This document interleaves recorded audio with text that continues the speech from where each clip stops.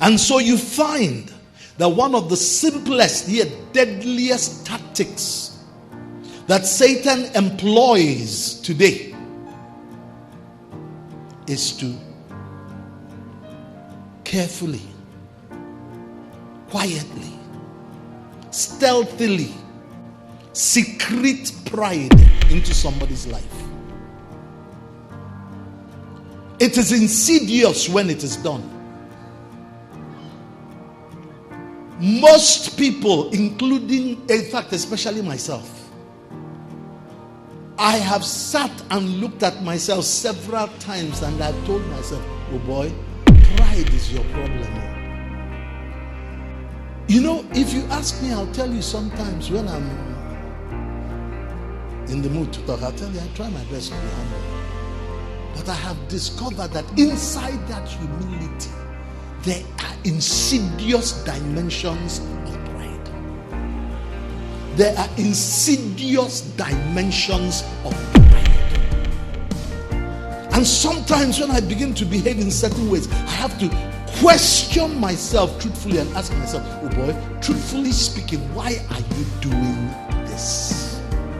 What is the real reason behind this thing you're doing? This thing you just said, the way you just reacted over this matter.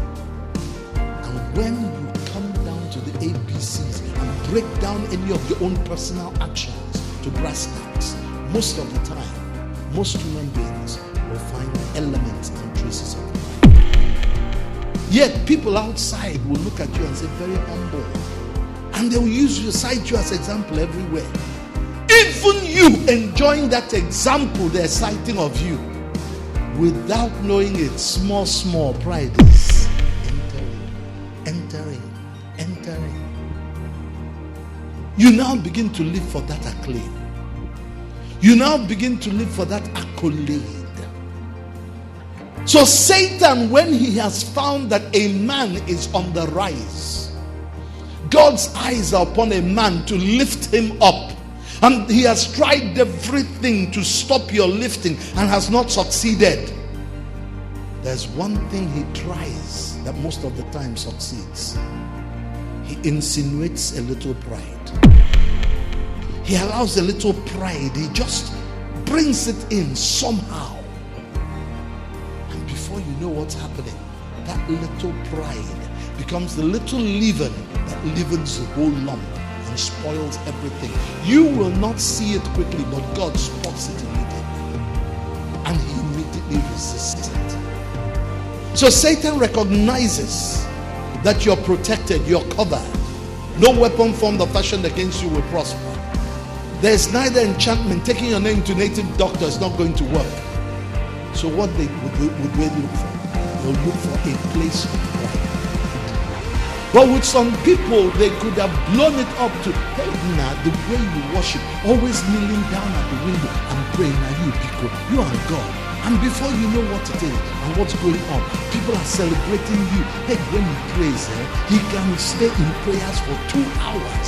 And suddenly you move from being an intercessor and a prayer warrior to being a long-distance marathon runner in prayer. All you're celebrating and being celebrated for is that you can pray for 3 hours.